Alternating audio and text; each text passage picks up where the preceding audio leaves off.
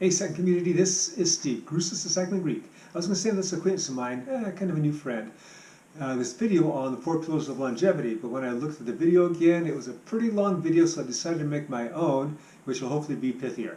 Okay, so let's get started. The concept behind the 4 pillars is that you want to be in your best shape possible in your final decade. You don't want to be kept alive by medicine and just barely hanging on, barely being functional. You want to be as functional as possible. You want to do as many things as you want to do as possible until the very end, and then essentially you just quickly die off. As you may be able to tell, I'm playing with the lighting a little bit. Okay, so what are the 4 pillars of longevity? It's going to be endurance, VO2 max, upper intensity type of work, muscularity, and stability. Let's take a look at the first two, endurance and VO2 max. And when I'm talking about VO2 max, I'm really talking about maximal oxygen uptake. Not only being able to breathe in a massive amount of oxygen, but have it transported to your skeletal muscles and have those skeletal muscles uptake that oxygen to use for what it needs to use it for. Think of it as weightlifting. When you're first getting started with weightlifting, what you should be doing is an adaptative phase where you're working with light weights and a lot of repetition. And you're kind of like building up your base so you can go heavier later on.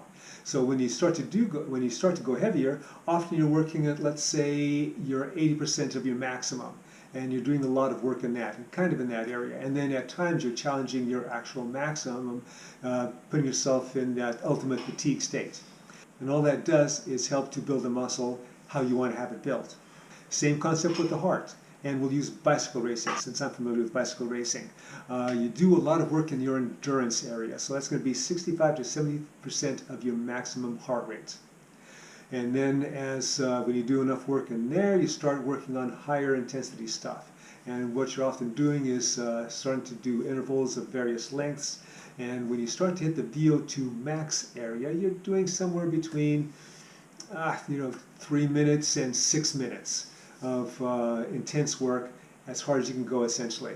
And then there's going to be those fewer times where you're working on your maximum heart rate area, where you're doing, let's say, 30 seconds, 15-second type of efforts, sprint type of workouts. All that not only helps your heart get stronger and the delivery and the utilization systems of those oxygen be more efficient, it also encourages the food that you intake to support those areas that you're challenging through your exercise, as opposed to being turned into fat. And now pillar number 3, muscularity. It used to be when I was a lot younger, if I didn't do anything, then my muscles would just atrophy, they would shrink. Now that I'm older, if I didn't do anything, there would be sarcopenia. Sarcopenia, that's muscle loss, and the muscle doesn't come back. I've said it before, when you get older, things just get tougher. Having the muscle behind you will ease that toughness. It will again enable you to do things that you want to be able to do. Having lots of muscle will not only help you do what you want to do as you get older, but it also encourages the food that you eat to be converted to resources to help maintain that muscle or even grow it depending on what you're doing, as opposed to being turned into fat. And it also helps with the stability factor, which is the 4th and last pillar. The 5th leading cause of death in the elderly is falling. And falling can occur from stepping off a curb, going down the stairs wrong. You may have noticed that your grandparents, as they were getting older, they were getting a little more stiffer. They weren't walking as spry.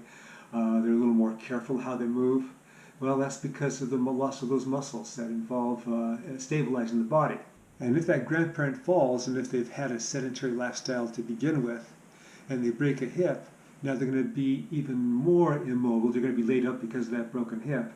And that can lead to why the falling is the 5th leading cause of death in the elderly. And those are the 4 pillars. And of course, you can include other categories too.